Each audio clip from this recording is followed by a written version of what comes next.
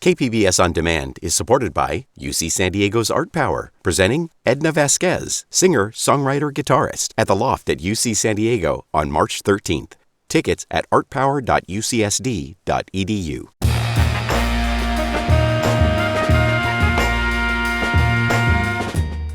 Welcome in San Diego, it's Jade Hindman. On today's show, local reaction to possible regime change in Iran and the complex history of U.S. involvement. This is KPBS Midday Edition, connecting our communities through conversation.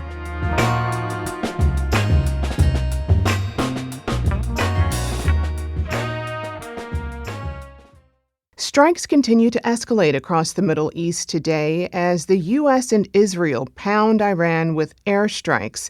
Iran has retaliated with strikes against Israel and multiple Gulf nations.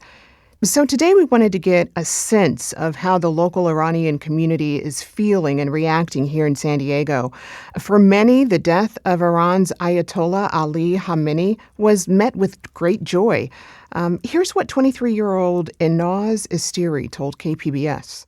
This level of joy and happiness the Iranian diaspora we are feeling is crazy, is insane. This weekend, it was a very emotional day. We were dancing, we were cheering, we were crying from happiness. And there are people who say this is a very complex situation that brings about both joy and concern. San Diego County is home to more than 12,000 immigrants from Iran, according to the Census Bureau data. And now joining me to share his perspective is Sharom Homayounfar. He's an organizer with the Coalition for Democracy and Human Rights in Iran. They've been organizing weekly protests against Iran's leadership in downtown San Diego. And Sharom, welcome to Midday Edition. Thank you so much for inviting me. Hello. Can you put into context what's happened in Iran? I think this is a very great question. Iranian people have been fighting and struggling for democracy for over 100 years. They have been facing different regimes that their manifestations were different, but the reality, the nature of them were the same. They were dictatorships in Iran. So that desire for democracy and freedom was always crushed. Now we are getting to a point that this war is going on. Well, the people of Iran that who were very active for democracy, they revealed a secret regarding Iranian ambitions for nuclear weapons in 2002. When they made that disclosure, no one in the West, with all these sophisticated technologies and means that they have, none of them, they had any clue that the Iranians are pursuing nuclear weapons.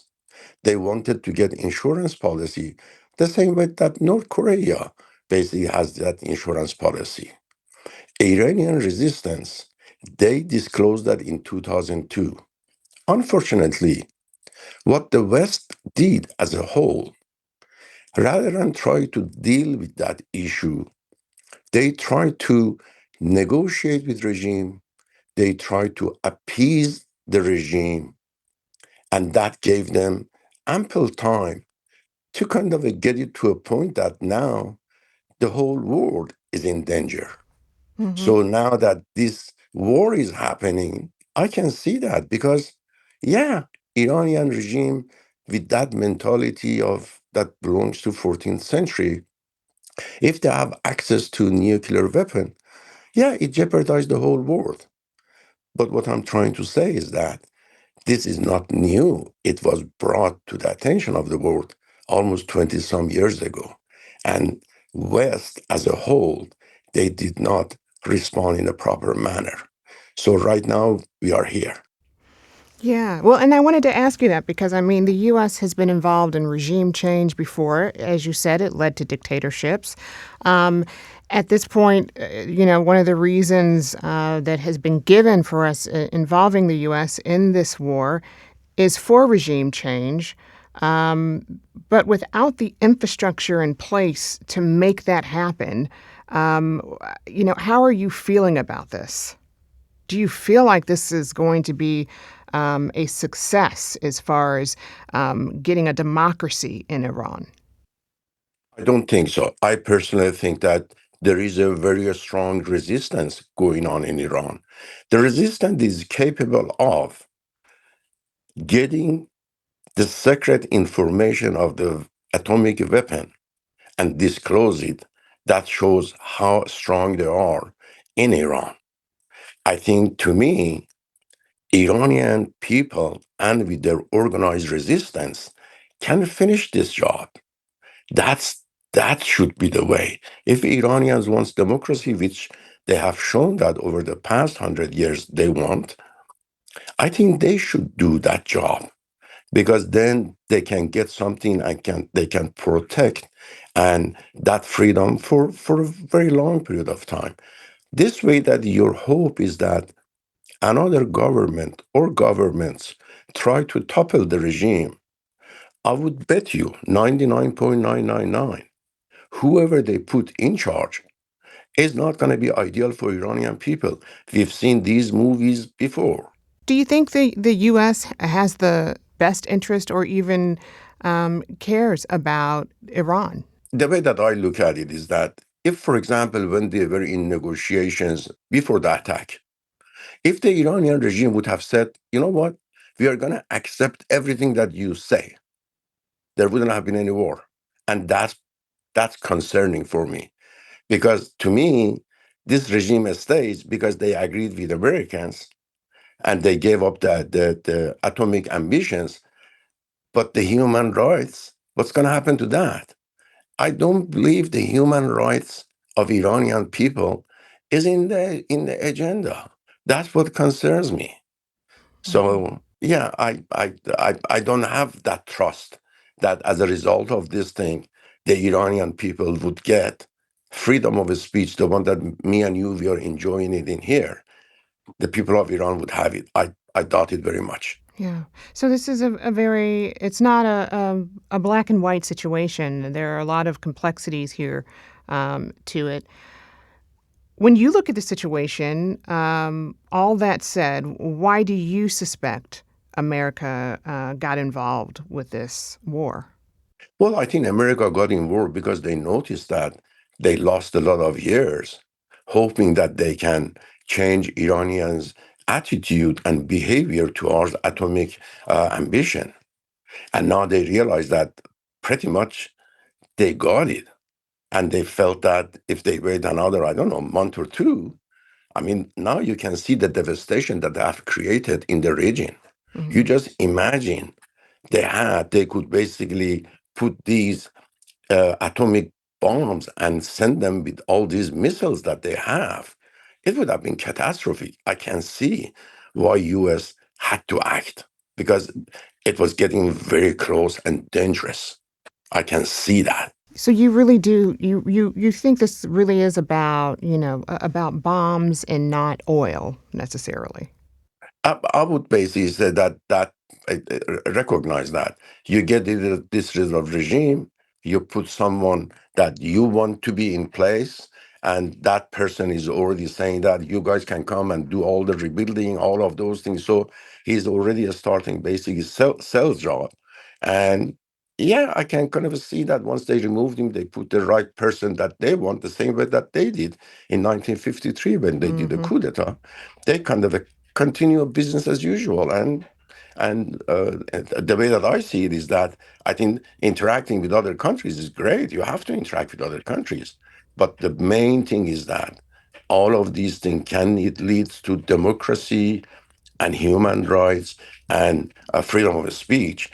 I have definitely very strong doubts that it's going to go that way, because all the signs that are there are pretty much carbon copy of what has been done in the past. Hmm. What is your biggest concern as this continues to unfold? What are you most concerned about? What's the worst case scenario here? My worst scenario is whatever happened in 1953 is going to happen again. That's what my biggest concern. And the key is At that point of time, there was not very strong resistance there to help Dr. Mossadegh. But now it's very different. Now there is an organized resistance in Iran. Well, can you, for those who don't know what happened in 1953, do you mind explaining that? Because it was, Absolutely. yeah, please do. Absolutely, absolutely, absolutely. You know what? In Iran, there was monarchy about 100 years ago that it was very brutal, and then the people basically fought about it, and then they got to a point that be some sort of monarchy like England, like, for example, Belgium. That's what it's supposed to be. The king is going to be only a figurehead, and the prime minister basically can run the country, like, for example, Britain. Dr. Mossadegh was the same person. He believed that he didn't want the Shah to be out of Iran, but he believed that his role is going to be kind of symbolic kind of a job. Dr. Mossadegh recognized that the contracts that the Iranian had with British regarding Iranian oil wasn't a very a really fair contract. I do not know exact percentages, but if you go into a contract, oil is yours. And because they have the know-how and they get 90% of the oil and you only get 10%, that's not fair. And what he did was that he took that case to the world court. And in the court, basically, he was able to convince them that this is not this is not a proper contract. So as a result, he was able to nationalize Iranian oil. Mhm. So that thing was a great thing, very great thing. So, but what happened was, as a result, within short period of time, U.S. and British they got together, and basically they engineered a coup d'état that they removed Dr. Mossadegh, and then they brought Shah back to Iran. Once he got back to Iran, then he basically ruled with the iron fist. In Iran, just for your audience to know, that because these days they show some of the pictures from the past versus now, and people look at it, they think that, well, maybe it was heaven back then. Mhm. There was no social freedom in Iran, none. In Iran, there was only one party, and that was party of basically the king. They canceled every party in that country. And Iranians are very sophisticated people. They do understand the value of democracy. So that built a lot of resistance in Iran. And you know that back then, Soviet Union existed. Iran is the neighbor of Soviet Union around that time. Mhm. As the demonstration started growing in around 1977, 78, U.S. and Britain and France, they recognized that Shah is going to lose it because the protests are becoming stronger and stronger. Yeah. So And as essentially, it was a situation where Iran wanted to nationalize their oil. At the time, Britain was pulling oil from Iran under the Anglo-Iranian Oil Company, benefiting from that. And Iran wanted to nationalize the oil, and then the U.S. got involved to help Britain and their oil company, which is now known as BP, to be able to continue to get that oil from Iran without having the country nationalize its oil, which would have been of a big benefit to the people of Iran. Correct? you're absolutely correct. You're absolutely correct. I do want to talk about the current situation in Iran because I understand you've got family there right now. How are they doing? Well, actually, I have not been back to Iran over 40 some years right now. And I tried to get a hold of my sister. I couldn't. And through another channel, I noticed that because the place that they live is kind of a close to military buildings and things like that, and they were faced a lot of bombing. So she's basically fled to northern part of the country that there is less bombing there. So it's very concerning, very concerning. I want to ask you, because you're about to attend a rally downtown in just a moment here, so I don't want to keep you any longer, but what are your hopes and dreams for the future of Iran? My hope for Iran, I think, is great because Iranians, they want freedom and democracy and freedom of speech. If for any reason, superpowers or whoever you want to call them, they install someone there that whose interest is not aligned with the true interest of Iranian people, I'm letting you know, resistance continue. Resistance continue. The fight for democracy in Iran has been going on more than 100 years. It might go another few years, but they are not going to settle for nothing. They are not going to settle for that. I'm 100% I'm sure about that. I'm 75 years old, but my dreams are like someone who's 18 because I know that this will happen because that's what the um, whole progress is all about. It's the age of internet. The people see things. The people see that how the quality of life can be improved. All of those things, and all of these can happen when people can have dialogue, like now me and you we have. But once you don't have that freedom to exchange your idea, no, that won't last. That won't last. Well, I really appreciate your insight and you putting this all into context to help people understand what's happening. I've been speaking with Sharom Homayanfar. He's an organizer with the Coalition for Democracy and Human Rights in Iran. Sharom, thank you so very much. The pleasure is all mine. The pleasure is all mine. Thank you.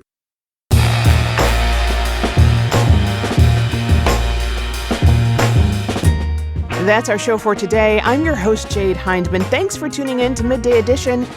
Be sure to have a great day on purpose, everyone.